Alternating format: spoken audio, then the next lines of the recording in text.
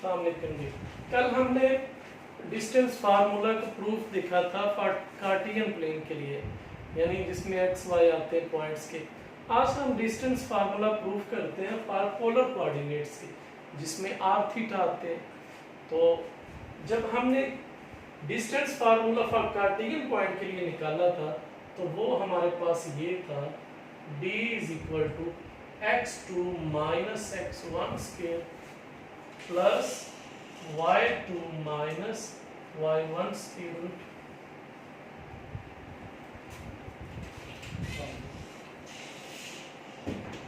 This for cartesian coordinates. यानी cartesian coordinates के लिए जो हमने डिस्टेंस फार्मूला कल प्रूफ किया था वो हमारे पास ये है। आज हमने डिस्टेंस फार्मूला प्रूफ तो करना है, लेकिन पोलर कोऑर्डिनेट्स के लिए करना है। यानी आपके आंसर में आर थीटा आना चाहिए, एक्स वाई नहीं आना चाहिए। तो आपको पता है कार्टियन से पोलर में जाने के लिए हमारे पास जो इक्वेशंस है वो हमारे पास क्या है कि हम चेंज करते हैं, x is equal to r cos theta and y is equal to r sine theta. आप अगर x की जगह पे ये लगा लें, y की जगह पे ये लगा लें तो पोलर में चला जाए। लेकिन अब क्वेश्चन ये है कि यहाँ पे x1, x2 और y1, y2 है, तो किन के साथ रिप्लेसमेंट की जाए x की और y की। आपने यहाँ पे अगर आप x1 ले रहे हैं तो आपने यहाँ पे क्या लेना है, r1 लेना है और यहाँ से θ1 लेना है। और अगर आप यहाँ से y1 ले रहे हैं तो आपने यहाँ से 1 लेना है और यहाँ पे θ ले लेना है।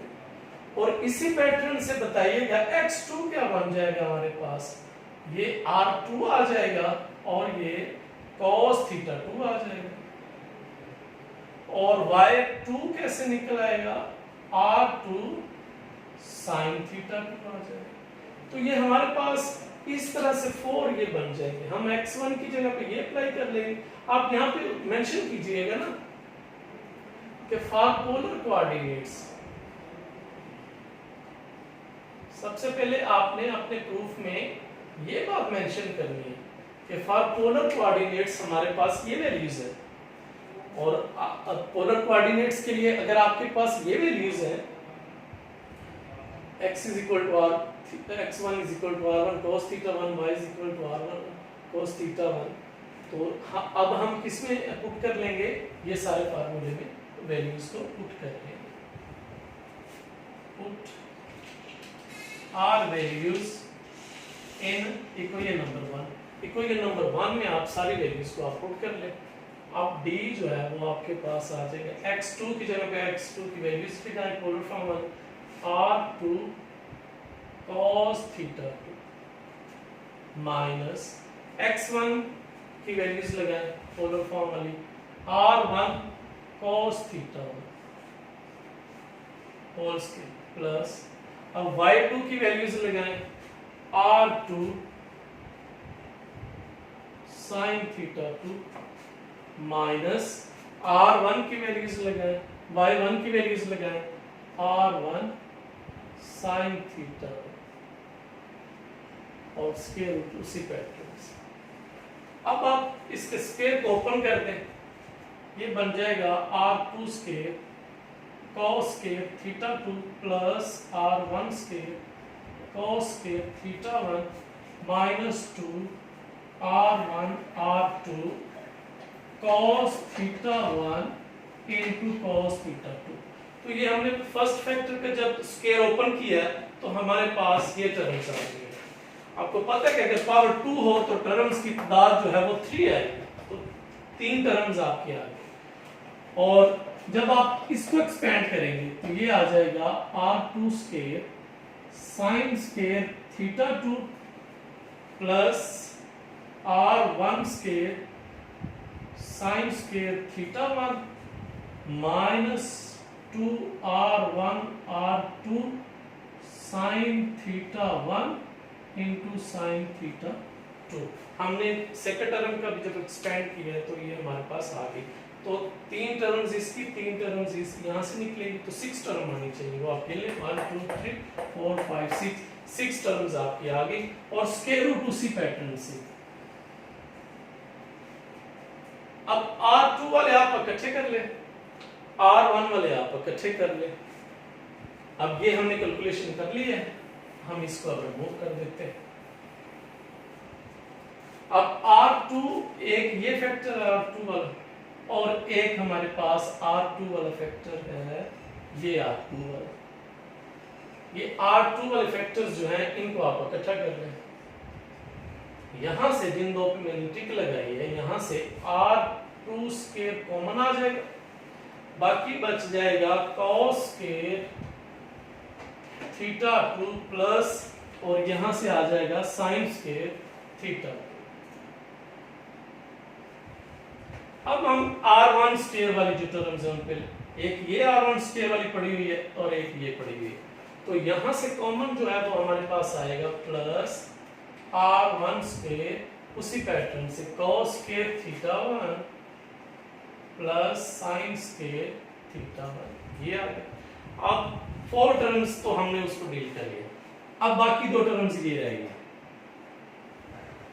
और ये टर्म्स आपकी कॉमन आने पे, दोनों कॉमन आने के बाद जब आप कॉमन लेंगे -2 R1 R2 कॉमन आने पे ये बन जाएगा cos theta 1 into cos theta 2 plus sin theta 1 sin theta 2, ये हमारे पास।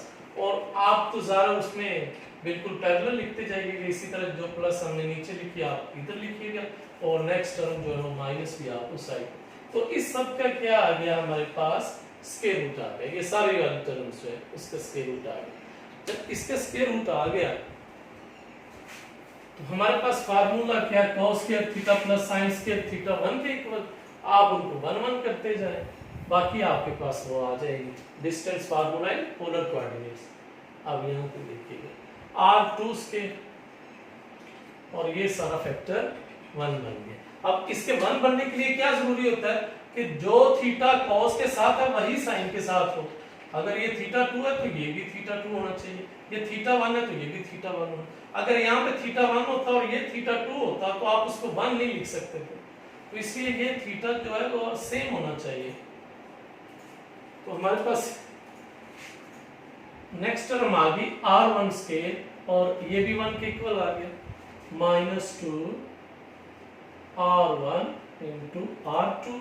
और ये जरा फार्मूला चेक कीजिएगा, ये हमारे पास फार्मूला होता है cos अल्फा माइनस बीटा हो तो हम उसको लिखते हैं cos alpha cos beta plus sin alpha into sine beta. यानी अगर इधर माइनस है तो इधर प्लस आ जाती है cos में, तो ये प्लस आई हुई है, तो हम ये देखिए cos, अब अल्फा की जगह पे थीटा 1 और बीटा की जगह पे थीटा 2 है, इसी तरह साइन में थीटा 1 थीटा। अब ये इक्वल किसके हो गया, दोनों एंगल्स के डिफरेंस के, cos into difference of 2 angles.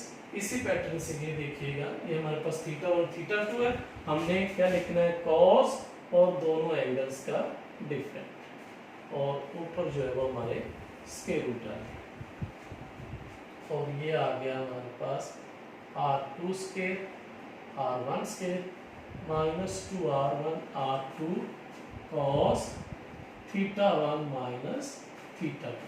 Theta 2 minus theta 1 लिखेंगे तब भी वही बात है, थीटा 1 माइनस थीटा 2 लिखेंगे तब भी वही बात है। क्यों?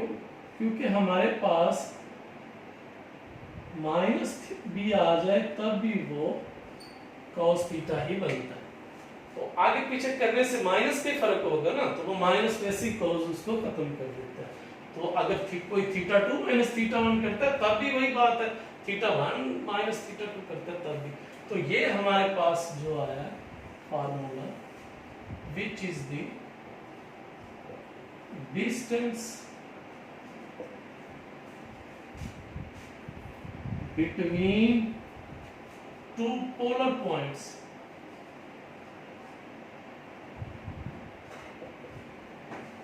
R1 theta 1 and R2 theta 2। जो हमारे पास दो पोलर पॉइंट्स थे, एक R1 थीटा 1 और एक R2 थीटा 2, इनके बीच का जो डिस्टेंस है पोलर फॉर्म में वो हमारे पास ये आ गया। तो ये हमारा प्रूफ है। अब हम इसकी एक एग्जांपल देखते हैं और इस पे अप्लाई करते हैं कि हम इसको अप्लाई कैसे कर सकते हैं। एप्लीकेशन इसकी हम एक देखते हैं। तो एप्लीकेशन में एक एग्जांपल हमारे पास ये है कि हमने डिस्टेंस मालूम करना है दो पॉइंट्स के बीच का, but in the form of polar. Polar form में हमने करना है ये सारा काम। कार्टेशियन में कल हम कर चुके हैं, पोलर में आज हमने करना है। क्वेश्चन आपका ये है कि short at find the distance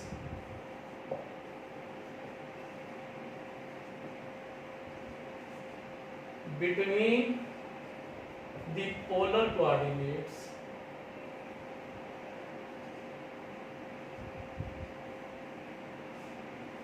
two comma pi over 3 and 4 comma 2 pi over 3। अब इनके बीच का डिस्टेंस फाइंड करना है। तो डिस्टेंस फार्मूला हमें आना चाहिए, वो ये लिखा हुआ है, इसमें हमने जस्ट वैल्यूज को पुट करना है। अब जो आपकी पहली वैल्यूज हुआ करेगी सॉल्यूशन में जरा देखिएगा कि ये जो पहली वैल्यूज है ये आपकी r1 जैसे ये, और अगली वैल्यूज जो है वो आपकी θ1 ये θ1, और ये वैल्यूज आपकी r2 है और ये वैल्यूज आपकी θ2। अब सॉल्यूशन में आपने लिखना है कि we know that distance formula for polar coordinates